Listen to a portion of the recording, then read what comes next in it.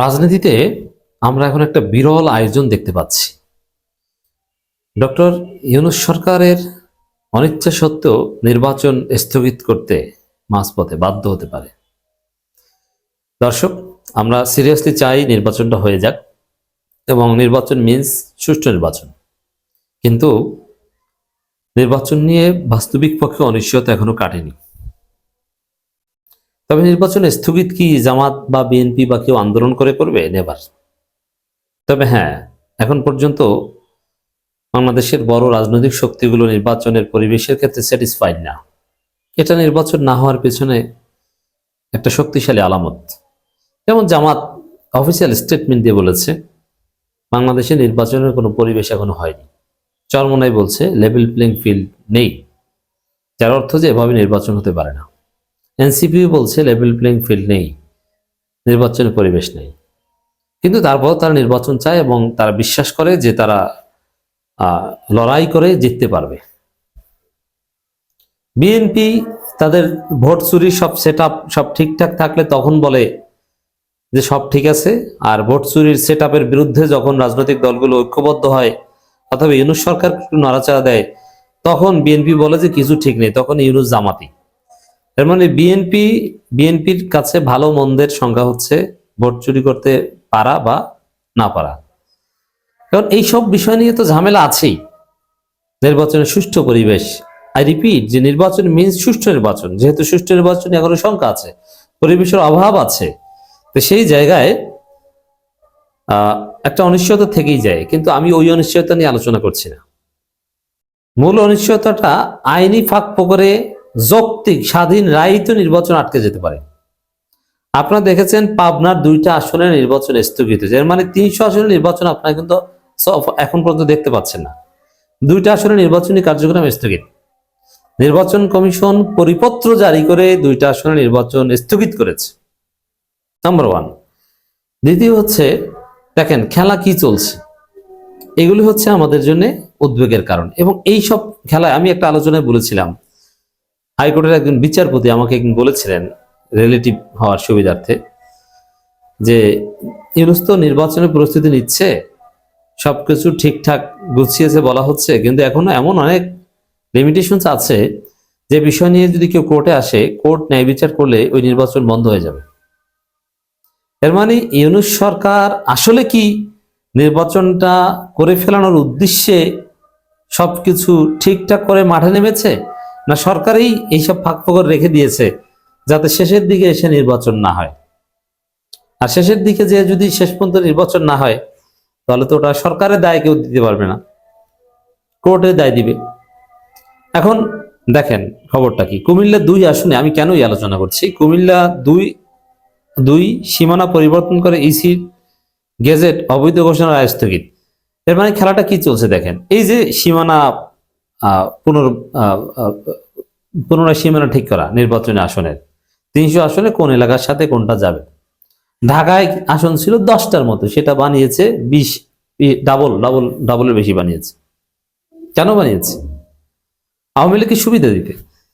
2008 সাল পর্যন্ত একটা স্বাভাবিক বা যৌক্তিক নির্বাচনী আসন ছিল এবং অতি মানুষ অভ্যস্ত ছিল। কিন্তু 111 সরকার আওয়ামী লীগকে জিতাতে এমনভাবে আসন সাজিয়েছে যাতে খুব সহজে বিএনপি এবং জামাতের অনেক হেভিওয়েট প্রার্থী পরাজিত হয়। জামাতের শক্তিশালী ঘাঁটিকে আলাদা করে দিয়েছে, মানে শক্তি অর্ধেক করে দিয়েছে। আল্লামা সাইদি যে এলাকায় এমপি হয়েছেন বেশ কয়েকবার, সেই জায়গাও সেম আলাদা করে দেওয়া হয়েছে, ভাগ করে দেওয়া হয়েছে। হিন্দু অধ্যুষিত এলাকাকে আরো বেশি ঢুকানো হয়েছে, মুসলিম এলাকাকে বাদ দেওয়া হয়েছে। যদি হিন্দুরা তাকে ভোট দিতেন, কিন্তু তারপরও তাকে পরাজিত করা হয়েছে। তো এই ধরনের ঘটনা বাংলাদেশে ঘটেছে, এটা কে না জানে। 2008 সালেই এই অযৌক্তিক বা আওয়ামী লীগের সুবিধা দিতে একটা সীমানা নির্ধারণ করা হয়েছে। 2001 সালের নির্বাচনে যেটা ছিল সবকিছু তছনছ করে দেওয়া হয়েছে, এটা আওয়ামী লীগকে সুবিধা দেওয়ার জন্য, এতে কোনো সন্দেহ নেই। কিন্তু হাসিনা পালানোর পর সবার প্রত্যাশা ছিল আমরা 2001 সালে সীমানায় ফিরে যাব, 2008 পরবর্তী সীমানায় ফিরে যাব। এটা হলে কোনো ইখতিলাফই হতো না। কিন্তু না, নির্বাচন কমিশন, সরকার, এরা সেই 2001 সালে সীমানায় ফিরে যায়নি।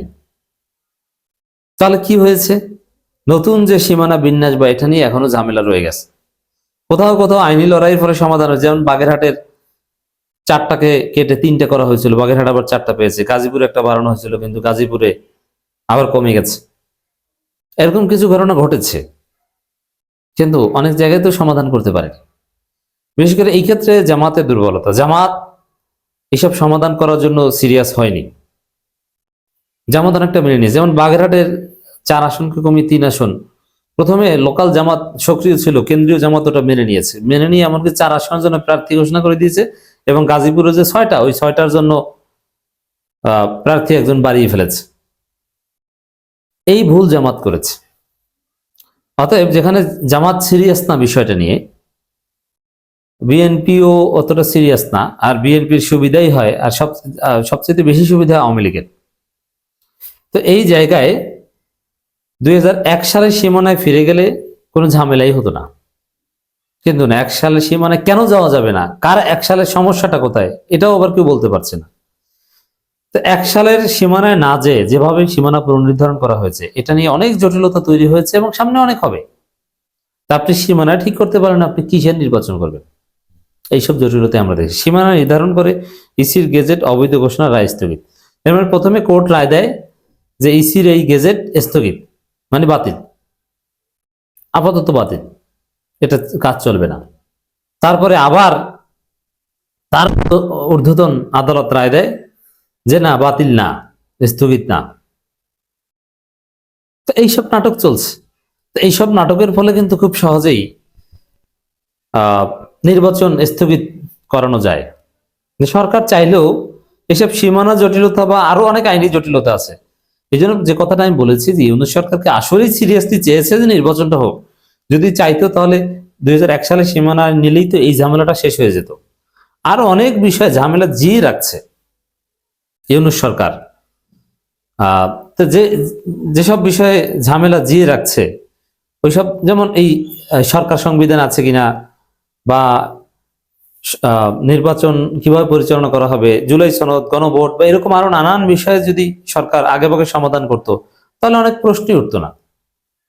কিন্তু না, সেই সব প্রশ্ন ওঠার এবং সেগুলো নিয়ে একটা ঝামেলা তৈরির সুযোগ সরকার রেখে দিয়েছে বলে আমরা মনে করি। যার ফলে ইউনূসের অনিচ্ছা সত্ত্বেও মাঝপথে নির্বাচন বন্ধ হয়ে যেতে পারে, এবং সেটা কোর্টের বৈধ ন্যায় বিচার সম্পন্ন রায় হতে পারে। অতএব এটা আমাদের জন্য অশনি সংকেত।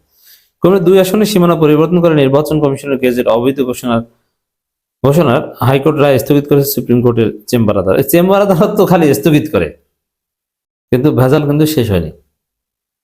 অতএব নির্বাচন আগে নাটকীয় কোনো একটা কিছু ঘটার মাধ্যমে দেখবেন যে অন্যরকম পরিস্থিতি তৈরি হয়ে যেতে পারে।